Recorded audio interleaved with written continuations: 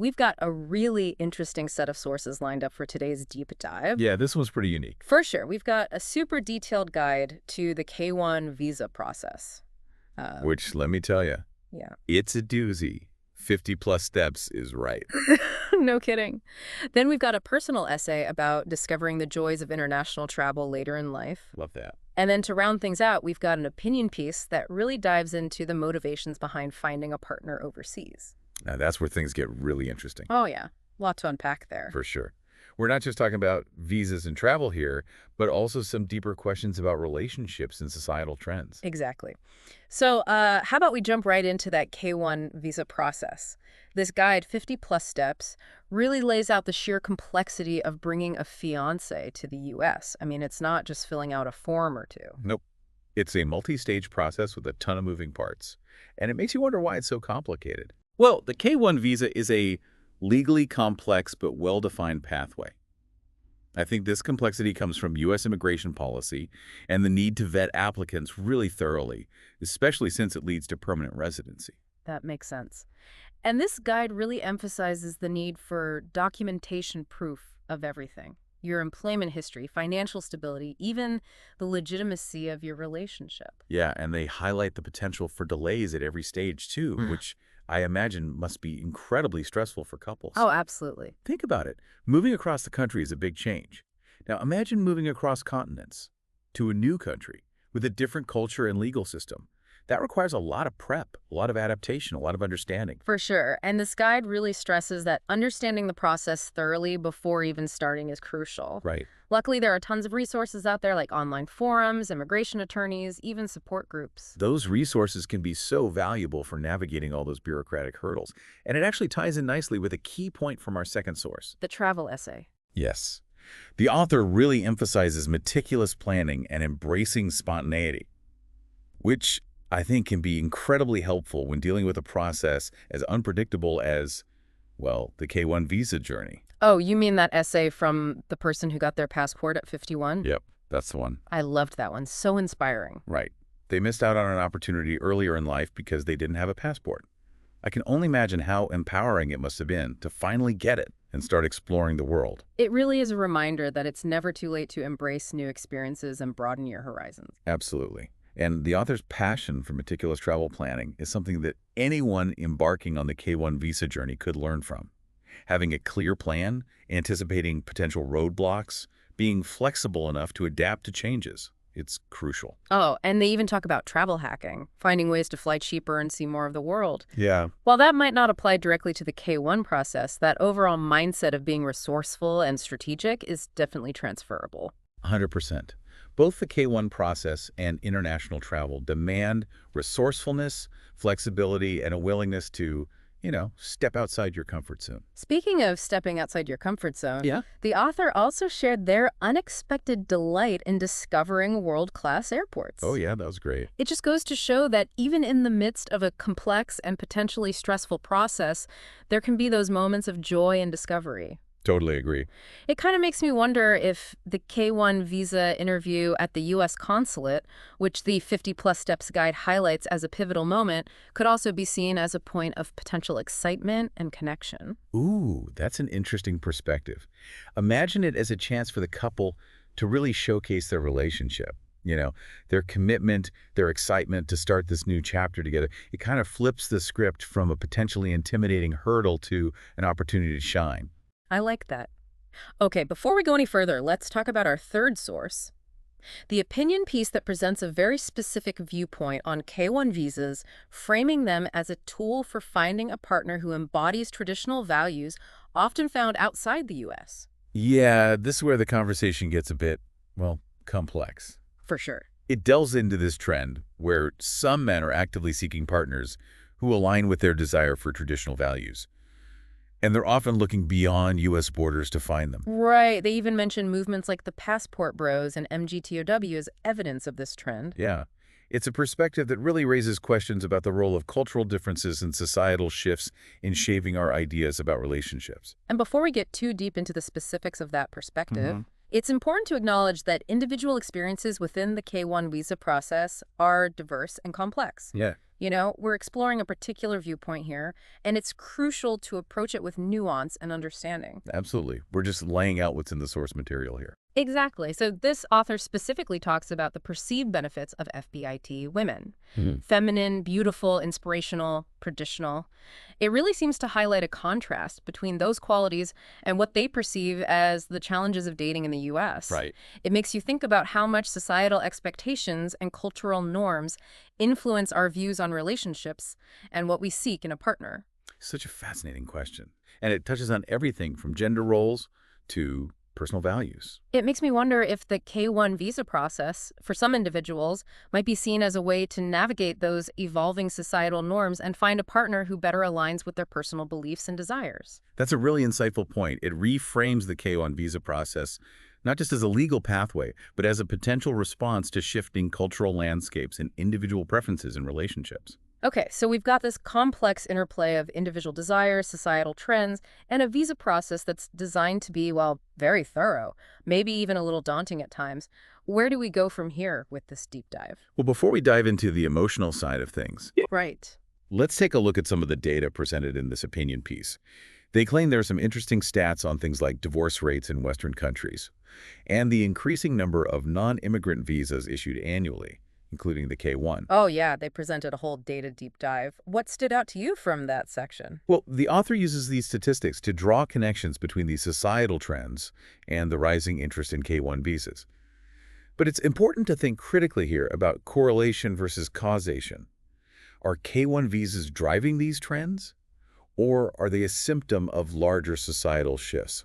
That's something we need to unpack carefully. Good point. And I remember they brought up concepts like the soft guy era and simp culture as part of their argument, but they didn't really go into much detail about what those terms actually mean. Right.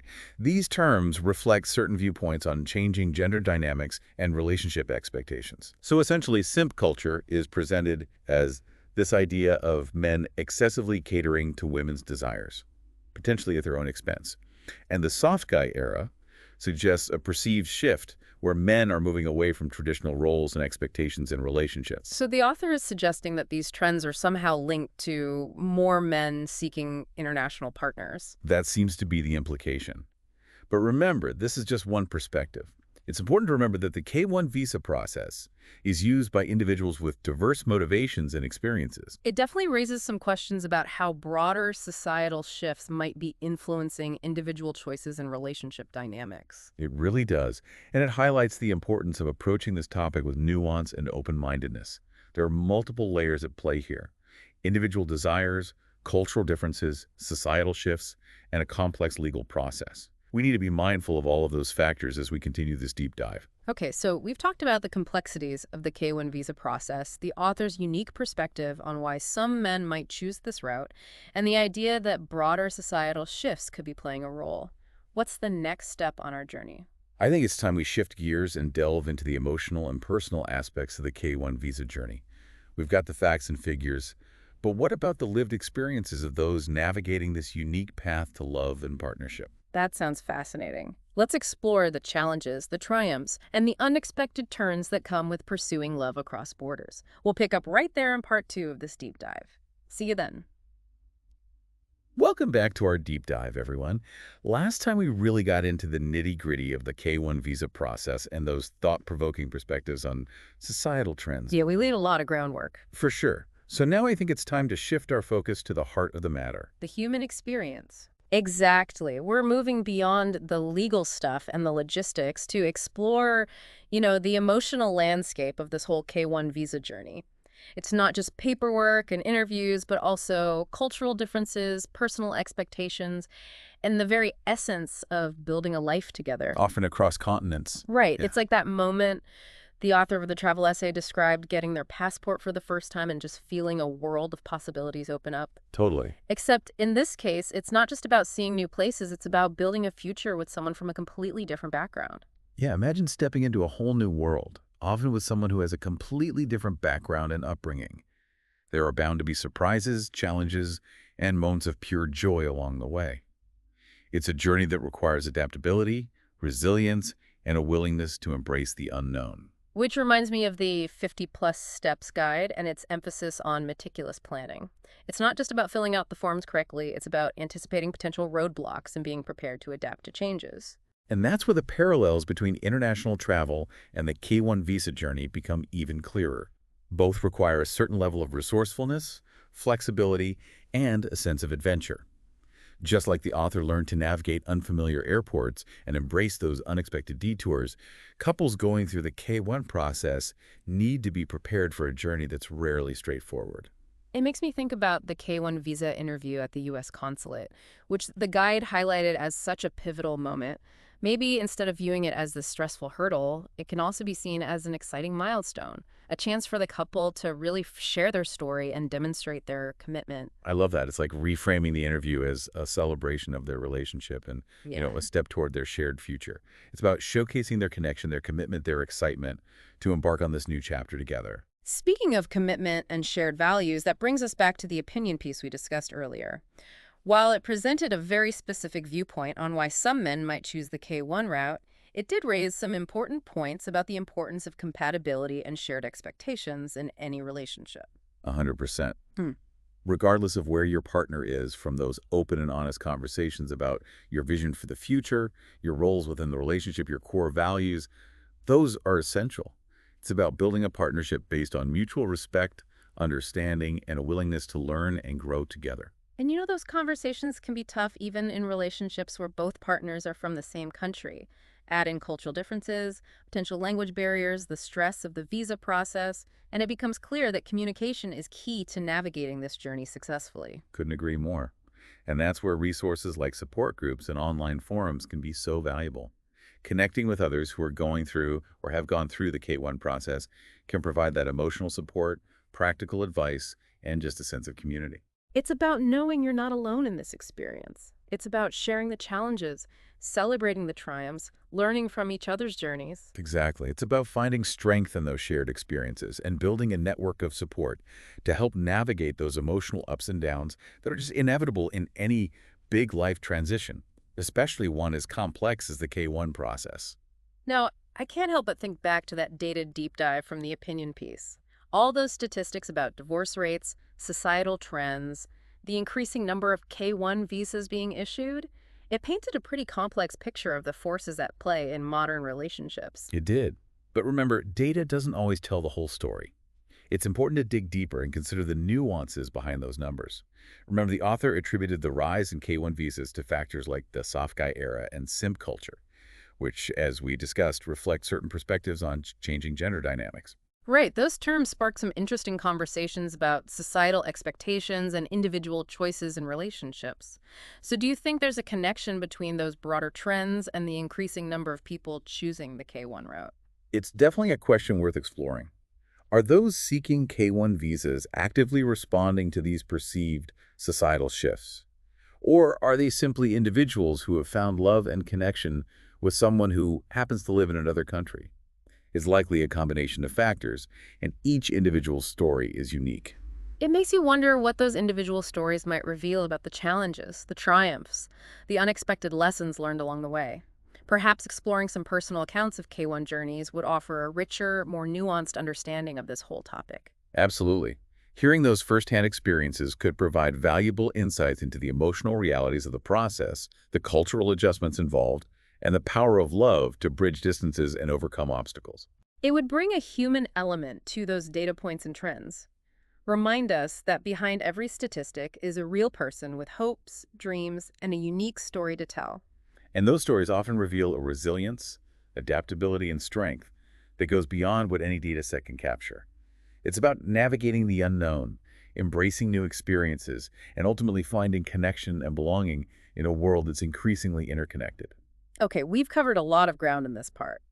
From the practicalities of planning and preparation to the emotional complexities of building a life together across cultures.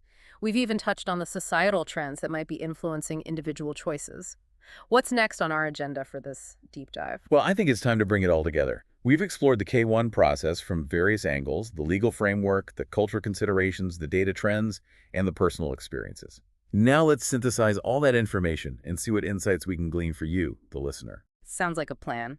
Let's wrap up this deep dive by connecting the dots and exploring what it all means for anyone considering or simply curious about the world of K-1 visas, international relationships, and the pursuit of love across borders.